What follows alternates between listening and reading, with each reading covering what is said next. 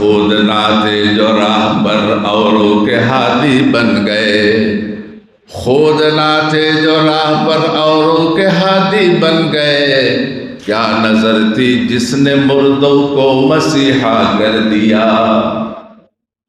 ওই যুগে জাহেলিয়াত এমন ছিল, কুনতুম আদাআন ফাআল্লাফা বাইনা কুলুবিকুম ফাআসবাহতুম বিনি'মাতিহি ইখওয়ানা, মারামারি হানাহানি ঝগড়া ফাসাদ, এরা বিপদগামী ছিল। খুদ নাতে जो राह पर औरों के हादी बन गए। प्यारा नबी आकाए नामदार ताजदार मदीना जिगर गुशाए अमीना हजरत मोहम्मद मुस्तफ़ा सल्लल्लाहु अलैहि वसल्लमेर संस्पर्शे আল্লাহ আল্লাহর সুহবত পাওয়ার কারণে তারা এমন হয়েছে যারা নিজের রাস্তা চিনত না, এখন মানুষ তাদের দেখিয়া রাস্তা চিনে। আসহাবি কান নুজুম বিআইহিম ইক্তাদাইতুম ইহতাদাইতুম, আমার একজন সাহাবী আকাশের তারার মতো, যে কোনো একজনকে অনুসরণ করলে তুমি জান্নাতে পৌঁছে যাবে। তো কবি বলেন, যে রাস্তা চিনত না এখন সে অন্যকে রাস্তা দেখায়। আমরা যে আল্লাহওয়ালাদের মজলিসে আসি রাস্তা হারানোর জন্য না, রাস্তা পাওয়ার। শুধু আমি পাবো না, আমার মাধ্যমে আরো লোক পাবে। खुद नाते जो राह पर औरों के हादी बन गए। क्या नजर थी जिसने मुर्दों को मसीहा कर दिया।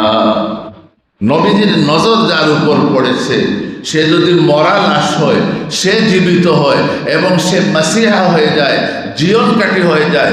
তাকে স্পর্শ যে করবে সেও জীবিত হয়ে যায়। জাদুর একটা কাঠি আছে, এটাকে বলে জীবন কাঠি। এই কাঠি লাগাইলে মরা যেটা হয়ে যায়। আমরা বলি আবে হায়াত।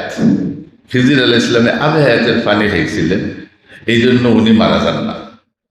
এই আবে হায়াতের পানি খাওয়ার লাগে ওনার সঙ্গে গিয়া ওই যুগের বাদশায় দেখা করছিল, কিন্তু বলে আর পানি খায় নাই, সে হায়াতও পায় নাই।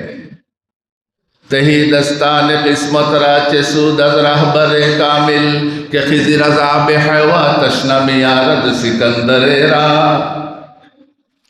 তো আবে হায়াত আমাদের ভাষায় বললে জীবন কাঠি, যে কাঠি স্পর্শ করলে মরা জিতা হয়ে যায়, আর ওইটাকে উর্দুতে বলে মাসিহা। তো কবি বলতেছেন, क्या नजर थी जिसने मुर्दों को मसीहा कर दिया। পেয়ারা নবীর নজর পড়েছে যে সাহাবীর উপর, উনি মরা থেকে জীবিত হয়েছেন। ওই সাহাবীর নজর যার উপরে পড়ছে সেও মরা থেকে জীবিত হয়েছে, ওর নজর যার উপরে পড়ছে সেও মরা থেকে জীবিত হয়েছে।